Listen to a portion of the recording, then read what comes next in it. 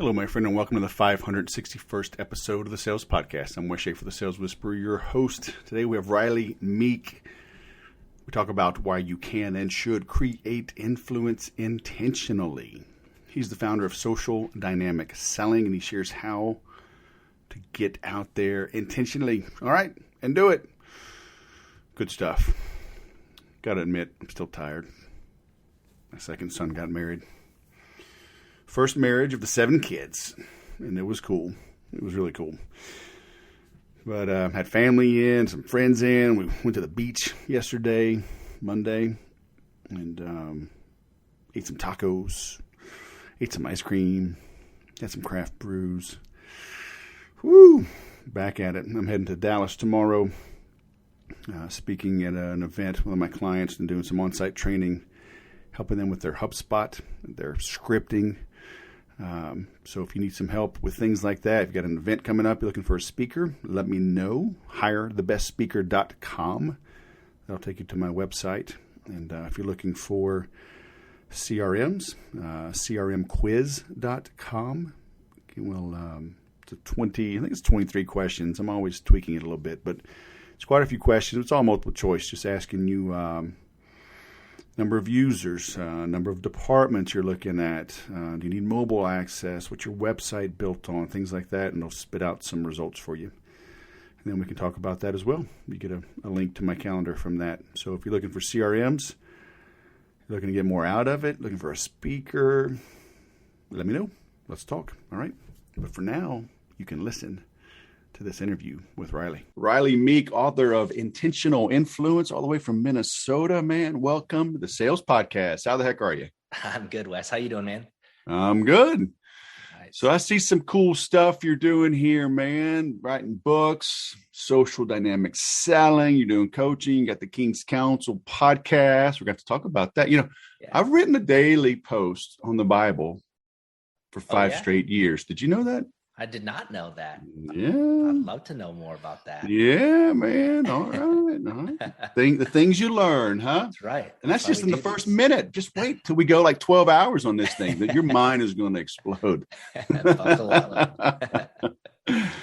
So what is happening? You're doing intentional influence, social dynamic selling. You're doing stuff on faith. Like, what the heck? Can you just focus on something, man? Like, what's wrong with you?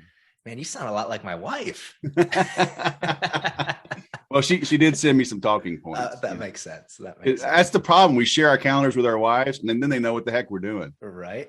This could take 12 hours then. Oh, man. That's good stuff, dude. So how did you get into, let's start on social dynamics. I've always told people I have this like love-hate relationship with social media. Yes. Part of me wants to triple down on it, and part of me wants to delete all of my accounts and throw away my computer and be like Dan Kennedy and have somebody just collect all my mail and fax it over to me. Yes. It's funny you say that because I'm definitely more a Dan Kennedy guy. But when people hear the name of the company, they just assume social media. Which is part of the reason I named it that way, is because it brings up questions of what the heck is social dynamic. And really at the core of what it is we do seminars. We sell to groups of people in person, live. I'm shaking their hand, oftentimes buying them a dinner to come on out. You're buying, wait, with gloves on and triple mask and antibacterial spray, right? Right. Negative. Goggles, face shields. No, sir. Come on. Bubbles. No chance. You have the plastic shields up. Did you see those idiots? Plastic shields, and they had arm holes. They were like hugging each other. Oh, man. Oh, yeah. But I digress. Okay. Anyway, you do events in person. Yes, we do. And really, the reason for the name Social Dynamic is because there is a dynamic taking place. There's a social dynamic that takes place in any conversation. Even this one virtually, we have a good dynamic going here, right? But if you go, man, you can even You can even go to, like, take church, for example. When you walk into the building, there's usually a greeter. There's maybe the usher, there's the pastor. There's no, man. I'm spiritual, not religious. I have a personal relationship with Jesus Christ as my Lord and Savior. I don't need to go hang out with a bunch of hypocrites, okay? Right, right, exactly. So there's a dynamic that takes place there. So that's good, man. But no different than, like, we'll take church out of it. We'll go into a restaurant. How about that? Like, do you see my low crawling daughter? Oh, see my low crawling daughter? I thought it was a dog you had back there. That's a daughter, huh? Getting her iPad. It uses my charger. I love it. I love it. I've had my 10-year-old being crawling across the back of the room here too. So that's awesome. But back to, like, that dynamic. So in a restaurant, for example, there's the other patrons in the restaurant. There's maybe the wait staff, the bartender, and there's a dynamic that takes place. And what we have learned, this is really what I've done over the last 12 years now, to create an environment in which people naturally want to come out to, and they're excited to hear about what I'm going to be talking about. And then we take people on an emotional journey to, again, create that environment where they just naturally want our products or our services. And then, through that know, like, and trust that we've built there, then we can actually ask for maybe a follow-up appointment, depending upon what we're selling, to meet with them one-on-one, to actually present or to make the formal offer for our products or our services. So that's what I've done, man, for the last, like I said, over a decade now, and nice. All throughout the country. So we do a lot of direct mail, like Dan Kennedy would have appreciated. We do a ton of direct mail to fill those events. And we've done social media, we've done online advertising, but bar none, the no doubt about it, the highest return on investment, quickest call to action, easiest measurable tool that we've ever used has been direct mail. Nice. Where do you get the list? The good old SRDS, or, how do you know who to mail to? Yeah. So it ultimately depends on who our client is, right? What is the product or service? Where do they live? Right. So the nice thing about when we do seminars, it's, you can throw a dart at a map and I'll find a restaurant within driving distance of that area that has a private room. And then we want to figure out, like, okay, who actually buys your products? Who actually does that? And one thing I do want to just make known on this model works extremely well with a high ticket item. Okay. If you're selling a $48 real estate course with no additional lifetime value of your customer, this isn't the model to work. Go set up your online funnel, do some social media, things like that. But if you have ideally best, like, direct to consumer, for instance, my very first company I started in this industry, we sold residential insulation and, like, LED lighting, things like along those lines that were practical for people. People need it. They don't necessarily want it, right? And people don't buy what they need, they buy what they want. So we had to get creative on how to take people on that journey to make them want it.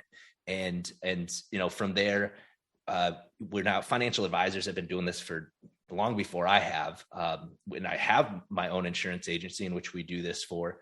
But what we've done is we've taken this to multiple different industries and verticals, from, the construction, home remodeling, to medical, dental, cosmetic, surgery, things like that, to real estate syndicates and angel investor networks, things like that. Again, but it's a high ticket offer, so there can be a quick ROI on this to ultimately, really, the tagline for our company, for Social Dynamic, is it's a sustainable, a predictable, and a scalable selling system. And that's the most important thing, because you can have the greatest product in the world, the greatest service in the world, but if nobody knows about it, you don't have a continual flow of leads and sales coming in to your business, you don't have a business. You got a hobby, right? Mm-hmm. Probably a really expensive one. And so that's what we really focus on from the consulting side, is how to drive new leads and new sales into people's business. Yeah. I always tell the leaders in my church, it's like, we have a marketing issue. Ogilvy said, you can't save souls in an empty church. Right. You got to get some butts in the seat. You got to get people. Everything is sales. Yes. Because when I want to pick on people, they're like, oh yeah, the oldest profession in the world. I go, yeah, it's sales. Right. I'm like, because they're trying to say prostitute, right? But they had to haggle on the price. They had to agree on the terms first. Absolutely. Right? Before the deed was done. So sales is the oldest profession. I mean, hell, the devil had to sell Eve on eating the apple. Yep. Right. And she had to sell Adam on it. Yep. So absolutely. That's the oldest profession. It's so true. Yeah, that's exactly right. There's any skill set that anybody should get good at, it's sales. And that's really just the art of communicating effectively. Like, dude, I'm selling my wife every day on why she shouldn't leave me. So if you think, whether people think they're in sales or not, they're in sales, right? You're influencing some sort of situation in some manner, whether it's to, convince DoorDash to not drop the food off at the street, but bring it to my door. Or, your daughter, I have a 10-year-old daughter. Like I'm selling her on how to live right. Like how to, and I need to do that in a number of ways, obviously lead by example, but how do I communicate effectively to her to raise her up to do the right things? And so it can be, again, if there's any skill set that I suggest anybody learns, I work with a lot of new entrepreneurs that don't even know what they want to do. We start with that first. Like, how do you communicate effectively? Because if you can master that, you can do anything else you want. Mm-hmm. So, yeah, I'm glad it's not just social media, because it's, like I said, I've got a love-hate relationship with it. So, same, man. It's cool you're doing the direct mail. Because I tell people, marketing is really just selling in print. Yeah. Right. Understanding it's just selling many to one. Right. But you still have to treat that marketing piece. It's like a love letter, right? Or at least a sales letter. Like envision that one-on-one communication and right to that sweet spot, and it'll propagate. I think this digital marketing has gotten us to focus on the rifle shots versus the shotgun, right? And there's good and bad to both, but like they want to drill down so much, it's like it's almost not scalable, right? Yeah, I absolutely agree with that, man. And the type of person, not only you where do you get the not only that's not the only thing that we look at, because I also want to look at who's the type of person that I want to attract. And oftentimes, if you can imagine people on social media, they're flicking up, like swipe up, swipe left, right? Whatever it is, right? They're there. You gotta be so quick to get their attention because their span of it is so minute, right? Whereas direct mail, again, it is somebody that my relationship with them starts over the garbage can. Like in the mailbox, they're taking it, they're literally checking their mail over their garbage can. So I still need to have that quick catch their eye. We call it fishing with corn dog. And what I mean by that is there's not a fish in nature that will live a quality life eating corn dog, right? Eventually they're going to be malnourished and sick. But if I put a corn dog on a hook and throw it in the lake, I'm going to get them to bite it every freaking time, right? I don't care how they got on the hook, but what I want to do is reel them in now and get them in the boat. Then I can serve them life-sustaining food or whatever that is, or fillet it up and cook it, clean it, and move on to the next town, right? Which is what a lot of our clients do. So when I send a direct mail piece, the type of person that I'm attracting is one that makes a decision quick. And I think that's just as important as if they're interested in the product. Not only are they interested, but are they conditioned to make decisions? Because if there's anything that we've done well with our system is we get people to make a decision. Because as a sales guy, there's nothing more annoying than it's like, I want to think about it, right? It's like, what do you got to think about? Usually you just need more information. And I'm the number one guy that's going to provide you that information. What do you need? And ultimately, I want to get somebody to make a decision. Because if it's no problem, or not yet, no problem, I'm gonna spend my time where I'm deserved with the people that want what I have to offer.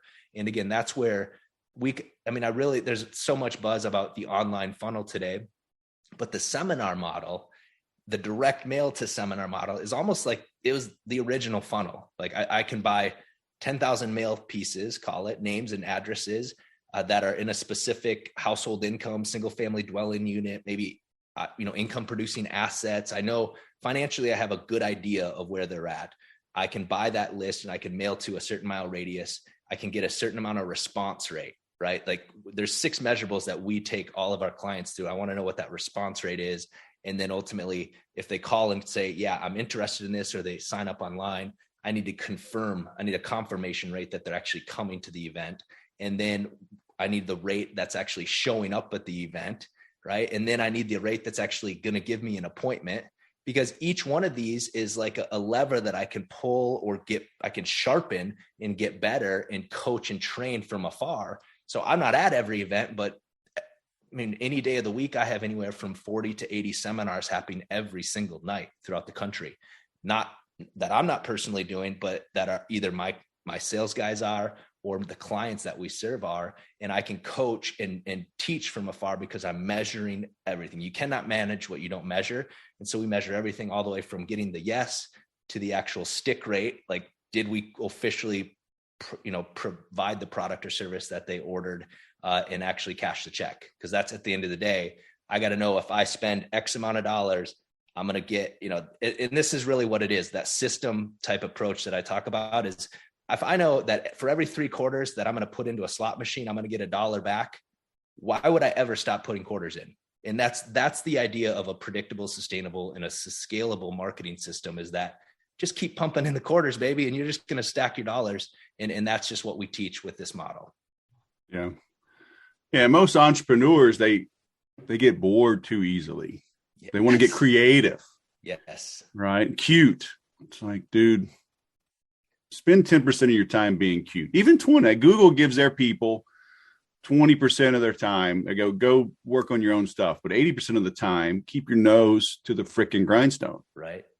Do this stuff. That's why I came up with the make every sale concept. I tell people, to make any sale, you must make every sale.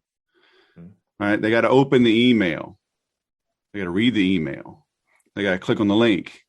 They got to watch the video or read the landing page. They got to opt in. They got to confirm. They got to show up. They got to stay till the end. They got to buy. They got to refer. They got to give a testimonial. They got to buy again. Yep. Every one of those steps is a sale. Yes. But people, they just don't think that systematically. It's like, let me just get all these groceries. I'm just going to drop them in the oven, and it's like food's going to appear. It's like, right. Yeah, that's not how that works. Like, good luck with that. I mean, maybe something edible. Maybe if you take them out of the package, maybe it'll be edible when it's all said and done. Maybe. Right. Funny thing, my daughter, she makes sourdough bread like all the time, and she just made sourdough pancakes, but she has a new recipe and there's too much salt. And so my 8-year-old that was just here, she says, "Daddy, you want my pancake? At least put too much salt." She said, "It tastes like a pretzel." I guess Elise said it tastes like a pretzel. So with syrup and butter, it's like it was too salty. Well, I was like, save them. Maybe we'll dip them in like honey mustard or something, right?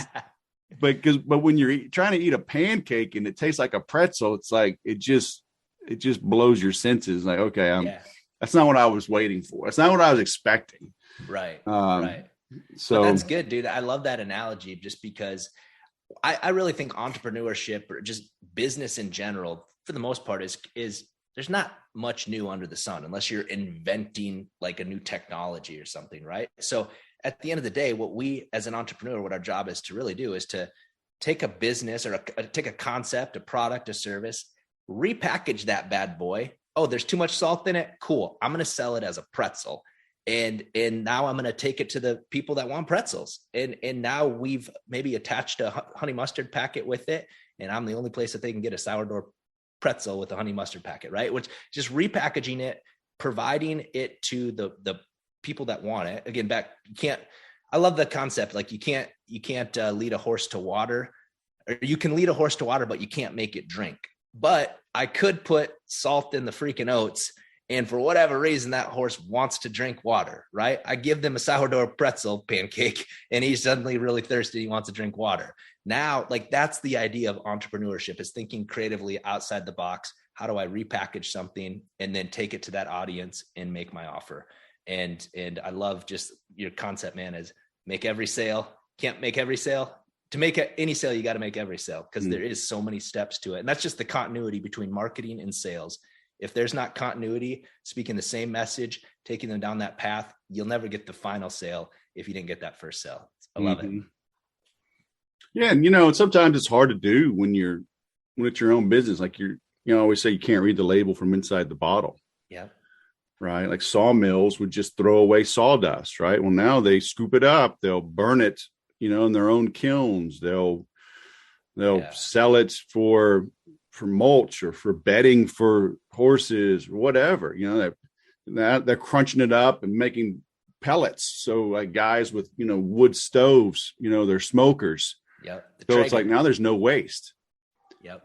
But probably somebody on the outside looking in, it was like the whole biodiesel stuff. Like guys were driving around to restaurants. Restaurants were paying money to dispose of their cooking grease. Right. Now they're like, holy crap, I can sell this stuff.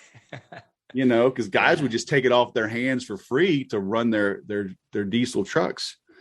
So, but yeah, you got to have some fresh eyeballs, and don't be a cheap ass, right? And every now and then, once a quarter, once a year, whatever, have somebody, like I go get a physical once a year, right? So once a year, at least have somebody, and maybe even somebody different. Yep. Each time, bring in a different person, bring a different perspective. And really, I tell people all the time, get somebody not in your industry at least once. Yeah. Because it's like, how much experience do you have with grooming albino alpacas? Like, none, man. That's exactly why you want me. Right. Because I'm not going to bring the same ideas, because the same ideas is what has gotten you to this level. You want to get to the next level, you got to look at things with some fresh eyes. Yeah. But we get in our comfort zones, huh? It's like, oh, I'm not going to branch out. Yeah, that's good. I love that. And that's true. Anytime that I've like leveled up in any area of my life is, I looked for, the product or the service has always been irrelevant in anything that I've sold. I've never cared about any of the products or service that I sold. I obviously had to be good, but I wanted to figure out how I could deliver it to the marketplace. So if I had an albino alpaca, like, I don't care, but how do I get it? Is it online? I'm going to find the expert that's going to help me think how to creatively get it to the next product or get it to the marketplace. And, many advisors is wise, right? I'm sure you've written a little Bible study on that or something in one of your messages. So that's a very, very key point, Wes. Yeah, it's all about the questions. Like right now, I'm thinking of like the clients I have. One is a heart surgeon that has a book and a program, to keep you off his table. Right? He doesn't want to cut you open. Yeah. Another teaches lending practices to mortgage banks.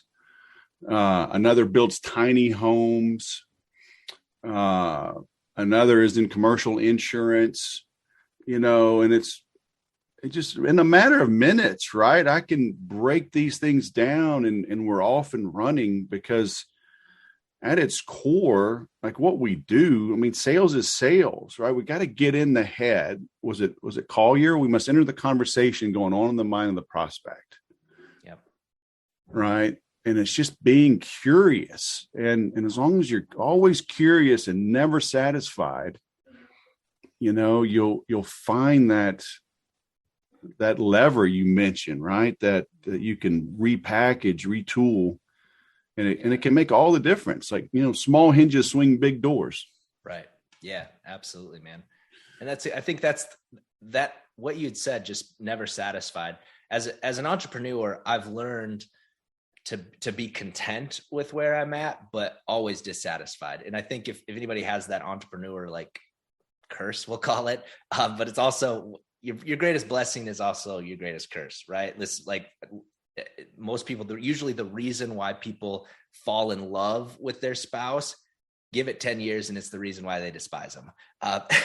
Unfortunately, it's just like, if you just think about that for a second, it's like, okay, yeah. And sometimes I've started multiple companies And again, back to that product or the service it's been multiple different industries, but the reason that I started a lot of them was because I was dissatisfied. It's like, okay, what next? What's the thrill of the hunt next? What else can we conquer and build and do? And I love that. And I will always do that until the day that I die, I'm sure.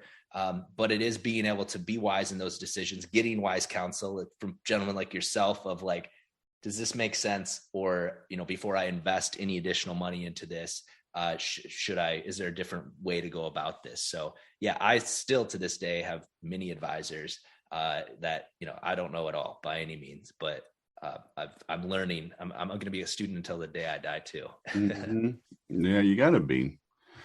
So what's up with intentional influence? How did you come up with that name, and what are some key lessons?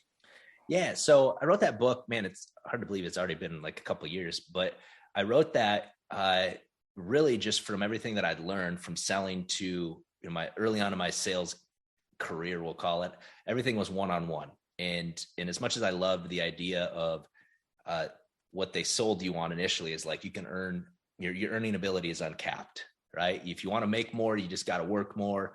And as much as I initially kind of bought into that, I quickly realized like, that ain't true. There's only a certain amount of time in the day. So I started to sell higher ticket items. I could manage people and I could earn an override, things like that. But what I really started to learn and understand was the power of leverage. And I knew if I could sell to groups of people, I could do one rockstar presentation that may take 2 hours versus if I do that to 30 people and I get 10 appointments, sweet. I got 10 people really interested that I only have to spend 30 minutes with now. And so it leveraged my time to be able to sell to more people than just one-on-one. And so I through that though, I learned people are influenced differently one-on-one versus in a group setting. There's a social dynamic that takes place. And so through this, I seeked out any sort of guru through this process, and I became an NLP master practitioner, right? All it means is I attended a course. It sounds really fancy, but I learned these techniques in the neuro-linguistic programming world of really just how, not just the words we use, but our body language and the tonality that we use, everything affects a situation, especially to a group, because everybody has their perception, right? That's their reality. My perception is my reality. Yours is yours, Wes. But what my job to do is to speak to it. I need to speak to you. I got to meet you where you're at, and I need to be able to influence that situation. And so and do it intentionally, hence the name intentional influence. So how do I speak to a group of people using these techniques that I've learned from others and that I've developed myself of how do I influence a group of people? Because it's easy when I know like your love language or how you respond, I can now easily get into rapport with you and walk you along this sales path. But when you're doing it to a group of people, now you got to have touch points, and you got to be doing it in multiple formats to make sure that they're walking with you on this path to ultimately make that decision. And again, the decision can still be no, right? Because a lot of people think when they think of sales, it's the negative connotation, right? And that's not the case. Or they think of manipulation, and that's absolutely not the case. Because I'm never going to convince somebody to do something they don't want to do. What my job is to do is to influence the situation to help them determine what's the best decision for themselves. And if that decision's no, so be it, right? But at least I got that decision out, so I'm not wasting my freaking time and I can move on, because there's enough people in the world that I can just spend time with those that actually value what I value and want what I'm actually selling. So that's the point of the book, Intentional Influence. So when you're selling to a group or presenting to a group, do you have your message and stick to it? Are you reading the room and kind of adjusting on the fly, or are you incorporating, 3 or 4 different angles to try to if you break it down to the disc model or whatever, typically like 4 is kind of the sweet spot. Are you trying to sprinkle in a little bit of, all right, I got meat, I got some vegans, I got some pescatarians, let me sprinkle in a little bit and try to appease everybody. Right. Well, if you try to appease everybody, you're going to appease nobody, right? Like I'm a people pleaser at heart, and I've learned the hard way on that. And so in sales, I don't think is much different. Now, what I can do is I can chunk things up in a global kind of issue, and then start to narrow it down where I can get people understanding and on the same page with me. And then I can walk them down a path to have it but the whole goal in this, in anything with sales, if you want, every buying decision is an emotional decision, right? No doubt about it, but it does need to be backed by logic in order for them to, keep it, right? To not have buyer's remorse or to cancel the moment they, because one thing that we are not, Wes, is I'm not the guy that's like rah, rah, rah, rush to the back of the room and get your $48 course where you get home and you're like, what the hell did I just buy? It's like, that's not what we are.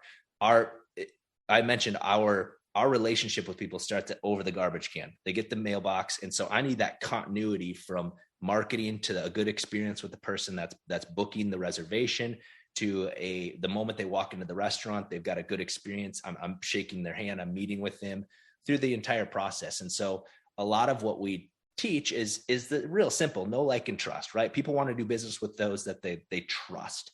And so I need to develop that trust, and I've got them. The law of reciprocity comes into play here big time. When I'm buying a steak dinner for them, they're going to sit there and listen to me, and I need to win them over. Right. And because most of the products and services out there are a commodity, and they can get them from anybody that they want to go online and find it from. But why would they get it from me? And that's what I need to display and through this process. Now, the reason that I will typically get them to make that decision of why I'm best is I need to speak to the language that they best hear, right? A very simple model that, you may be aware of. It's the V.A.K model. So visual, auditory, kinesthetic. So if I am speaking to somebody and I'm pulling out information, I'm gathering questions from them, I can usually pick up the type of words that they receive and they hear better simply by the words that they are delivering to me. So if they say words of, I don't see what you're saying, or so that would be what I would I would cue in, like, that's a visual learner, or that doesn't make sense to me. That's more of a kinesthetic learner. So that they're like a combination, but they also like to touch and hold and feel things. Or I don't hear what you're saying. Okay. So an auditory. So I could pick those cues up, and then I could start to sprinkle that language into how I speak to them from there on. Now, when I'm doing that to a group, I need to be intentional on using all of those different language patterns periodically throughout that 45-minute presentation. So at some point, they felt like I was in rapport with them. I was connected with them because they don't know why, but they just liked me for whatever reason. And then that's all I'm trying to do. At the end of the day, I'm just trying to get the appointment, kind of like what you had mentioned. I got them to say yes to the invitation. They get to the seminar. I'm not trying to sell them anything. I'm just trying to get an appointment in which I can present price, and then they can make the wise decision to actually make the purchase. So, dude, I could go on and on about seminars. I geek out to these things, but I don't want to beat a dead horse with it. Yeah, well, I mean, it's good stuff. There's so many things to consider, and I've been terrible at converting big rooms. I'm a salesman. I'm a teacher, right? I love training. I love seeing the light bulb go off in a person, right? And I've always, like, I give way too much, right? They walk out of there, their heads are exploding. And they're like, I got enough info to go work for 3 years. So like, I don't have to buy anything. I got so much info. I'm like, oh, I'm always like, how do okay, 3 points. I got to keep it light. I got, give them some nuggets, leave them wanting more. It's like, I just want to, right? I'm just like, let's keep going. I know I said 1 hour. I'm ready for 5 hours, oh, yeah. Like, hold me back. Fire hose. Yeah. That's the skill, man. It's an art. It really is. It is an art. It's a skill that flows. Once you've got the skill, you know it, you understand it, and now to master it, it becomes an art. And it was something I was not good at any of this. I mean, when I was in high school, dude, I basically failed speech class because I had note cards that I was just trembling in front of the room. And I know Mr. Fonder would be proud of me today, that being able to get up in front of rooms and speak with the confidence. But a prime example, like you said, why doctors love working with us is because doctors are not all of them, okay, but a lot of doctors are smart, okay, and they can educate people. But what they do is they hold a session to educate, and then they would not get any appointments, and they would get people to ponder what they're doing and think about what they're doing. And the first seminar that I'd ever did for a doctor, first off, I had him do 3 segments or 3 different events leading up to this. We put over 100 people in the room for him. Because here's the thing too, you can put people in the room, but if there's no money collected at the end of the day, that would be a failure. If you get a round of applause, that's usually, when I hear people clapping for me at the end of it, I'm like, son of I'm not getting any appointments. Yeah. I don't want them to like me. I want them to trust me enough to get me into their home. And if I can teach them and take them on that emotional journey where they're putting themselves in those shoes of what it would be like imagine if, and now they're like, yeah, you know what? I do need this. I should do that, versus fire hosing them. Because at the end of the day, you're not serving them in that manner. We think that way. Like, I just want to give them everything and let them chew on it. And it's going to be great. But when they do nothing, we didn't serve anybody. Right. There has to be that actionable step of like, if I want to serve them, and that's ownership in our own heart as a sales rep. Because this is where I think a lot of people get that negative connotation of well, sales guys, they just manipulate and trick you into doing things. It's like, no, the root word of sales is to serve. And so if I have that servant heart, that I'm going to get you to make a decision. If the decision's yes, it's going to be the best decision for you. If the decision's no, that's going to be the best decision for you. But I'm going to feel confident. I'm going to sleep well at night knowing that I allowed you to put yourself in a situation to make a decision. Yeah. Well, I remember listening to good old Zig Ziglar, and he was straight up. He said, look, my goal, my intention in this seminar is to motivate you to go to the back of the room and buy my stuff. So you can take these cassettes and CDs home with you and listen to them over and over and over and over and over again until you're finishing the sentence. And then you're training yourself. You're listening to yourself and you internalize it. I'm like, oh man, that's a good point, because I do finish his sentences now, right? I have incorporated them after 30 years of listening to them. And it's like, and I can't feel bad. It's like, I want to sell them something, and they say, as a result of your training, man, my life changed, everything changed. And it's like, I need to accept that maybe my role is for them to spend $50 or $500 or $5,000 and not do jack crap with what I gave them. So then the next course that comes around, they're finally just sick of themselves and disgusted and pissed off that in the next $5,000 course, that's the one that becomes the spark. Very well could be.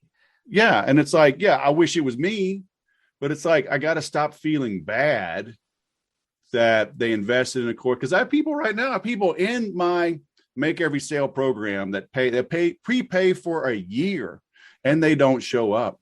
Yeah. And I stopped feeling bad. It's like, I am showing up. Yep. Right. And some of them, one is a friend of mine, and her husband is going through chemo. And so like, I've bent over backwards. She can't make the calls, but I do some one-on-one with her just to keep the ball rolling, because she's in a tough spot. Right. So I don't abandon anybody. Right. You raise your hand and ask for help, I'm going to help you. Right. But I'm not going to force feed you. I'm not going to take it to your room and chop it in little small pieces, even chew it for you and spit it in your mouth. Like, come on now. Yep. Come on. It's here. Drive your ass to that. The kids' food served. It's on the table. But you got to get your butt here. Absolutely. Yeah, man. But it took a while to internalize it and accept that. Yeah. We have the same thing with our programs too. It's like, and then those are usually the ones that complain about it didn't do anything for them. It's like, well, dude, you got to take action and steps. And I think the biggest thing for me was understanding the difference between motivating and inspiring. And because we can motivate people to do certain things, right? But at the end of the day, if they're not inspired, like Zig Ziglar motivated people to buy their tapes, but unless they actually played them, they inspired enough or listened to them long enough where that motivation turned into inspiration. Because motive is like an external force that's we're drawn to, or why we're doing it. It's why somebody goes to a job. They're motivated for a paycheck, right? Where an entrepreneur, they're usually inspired, because a lot of the crap we do up front costs money, costs more time than what it would take to actually have a job. So we're inspired in the fact that it's in spirit. That's the root of that word. So it's an internal pull that is causing us to want to get better and level up.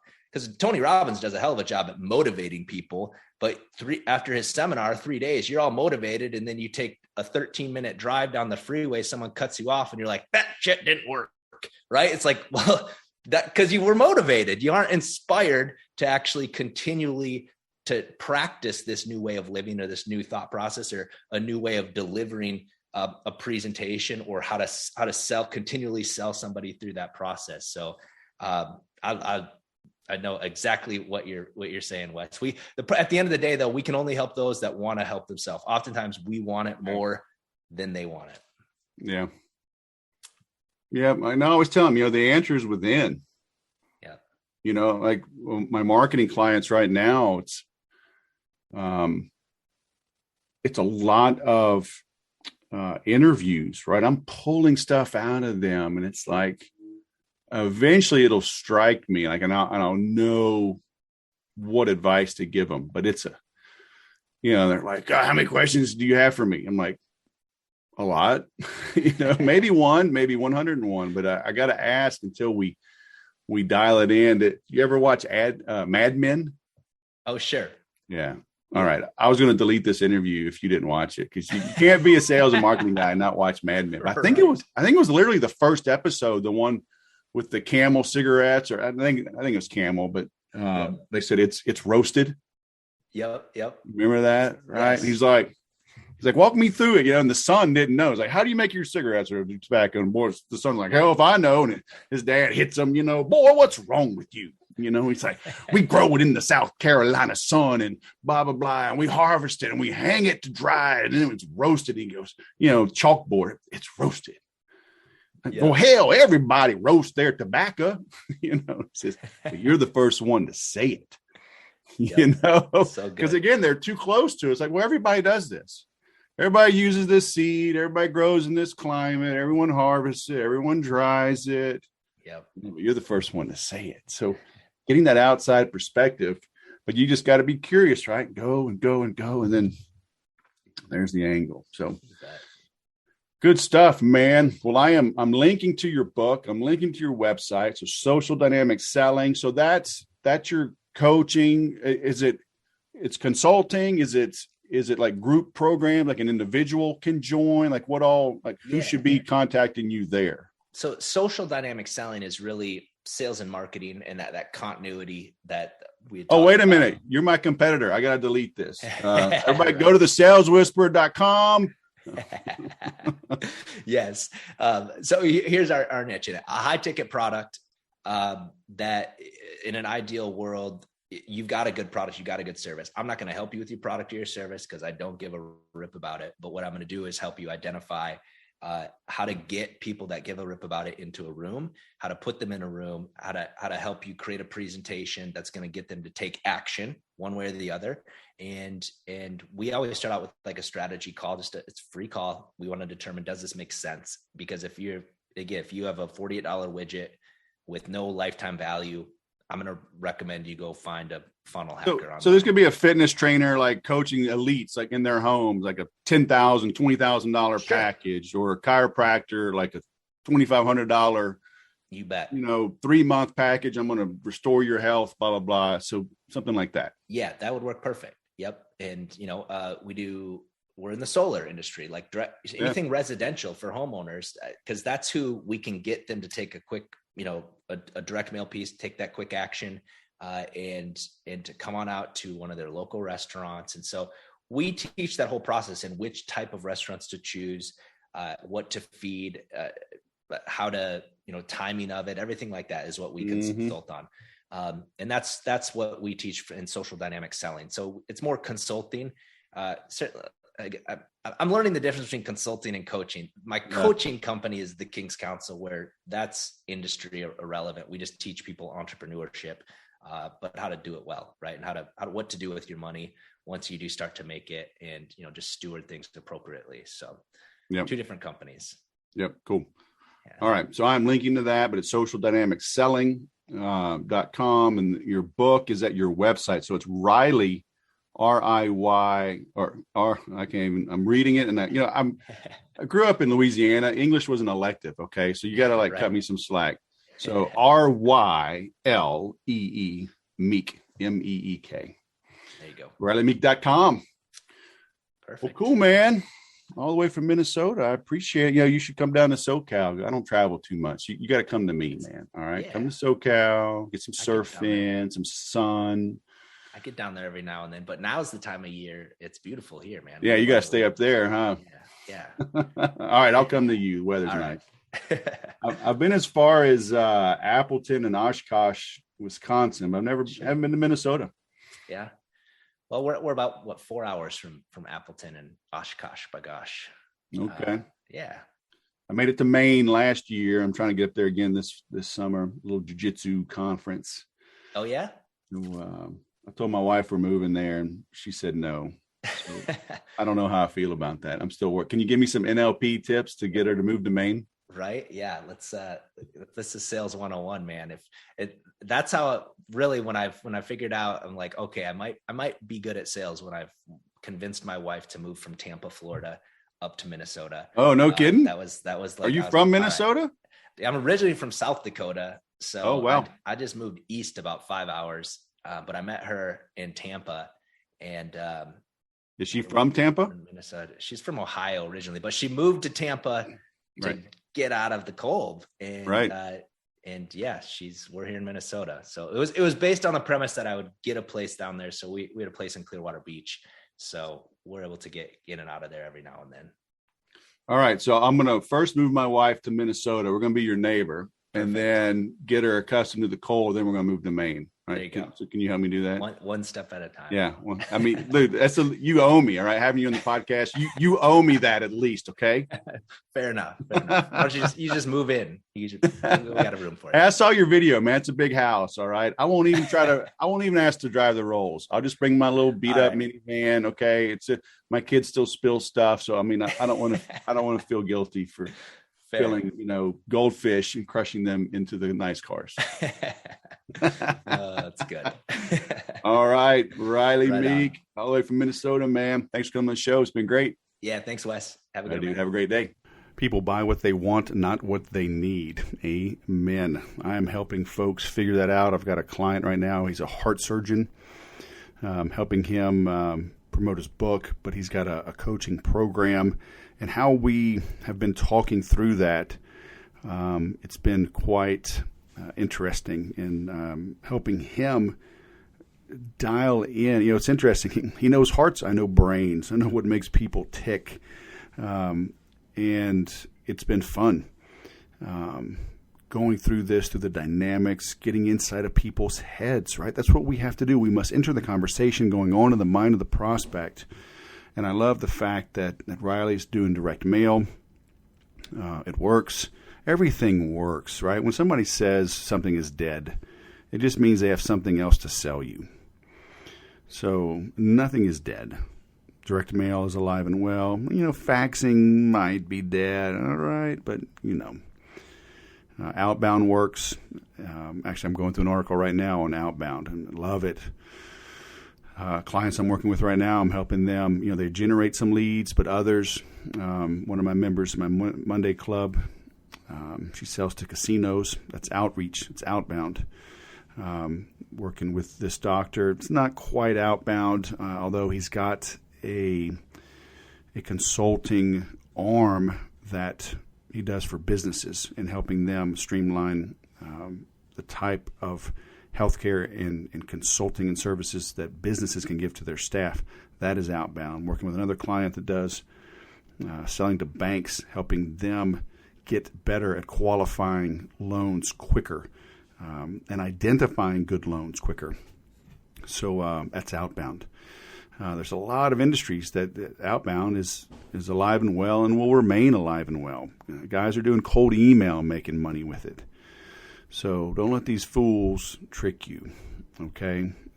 Your industry. Now, this heart surgeon that I'm working with, they were using LinkedIn, and on our call today, as we were going through some things, it's like, I think the target market he's going after is better suited for Facebook marketing. So in that regard, he's really is going kind of business to consumer with this offer. So I think Facebook is a better approach. So, it's still paid marketing, and it's not necessarily outbound, of course, but you have to look at everything. But again, when you enter the conversation going on in the mind of the prospect, you know where they're hanging out, and then you know how to approach them. Is it a call? Is it direct mail? Is it social media marketing? Is it paid marketing? Even though we're advertising on Facebook, it doesn't mean that that's social media marketing. That is simply PPC, right? That's paid pay-per-click. That is SEM, social or search engine marketing. You're paying for the eyeballs, for the clicks. So make sure you got those terms straight. But I love, he talks about who do you want to attract, how do you get their attention, fishing with corn dogs. So lots of good stuff here. But as I said at the beginning, if you're looking for help nailing your voice, nailing your technology, if you need somebody to help fire up the audience, train your people, because actually on this Thursday gig I'm doing in Dallas, I'm a last minute ad. As we've been talking, they wanted me there. It was an event they already had scheduled before I started working with them. So there's a lot of big idea people speaking, but I'm the grassroots, the rubber meets the road speaker, and that's the stuff I love. Big goals are fantastic, but you've got to execute. Just like when I was a meteorologist in the Air Force, I'd always tell people, the easiest job in the world is, Al Roker, being this national guy. Hey, everybody, we've got, it's wet in the northwest, it's dry in the southwest. We've got a storm moving through the Central Plains, and looks like we're getting some more rain as well in the Northeast, and nice weather as usual in Florida. Now, here's what's happening in your neck of the woods. I mean, give me a break. That's the easiest thing ever. I could do that hungover. I could do that with one eye, because it's not specific. Right? When you're forecasting, what's the weather for the church, for the annual church picnic, which the church needs, to be able to pay the bill for the new roof, they want to know. They want to know down to the hour. Will there be fog? Will there be rain? Will there be wind? Oh my gosh. Try telling, 24 F-16 pilots and the wing commander what the mission is going to be. What's the wind going to be at the target? What's the contrail level? Where should they fly below to avoid detection? What's the wind like if they're dropping gravity bombs, which they don't do so much anymore. But hey, in 93, we were doing that a little bit more. Versus laser guided or infrared. Then if the wind's blowing from the west to the east, then you might want to hit the east targets first. Otherwise, the wind's blowing from the west, and it would obscure the targets in the east. So little things like that, right? That's the rubber meets the road. That's the brass tacks. So when it comes to sales and marketing and automation, that's where I love helping people drill down in the nitty gritty. So hit me up if you need nitty gritty sales and marketing automation assistance. Cool? I'll go sell something.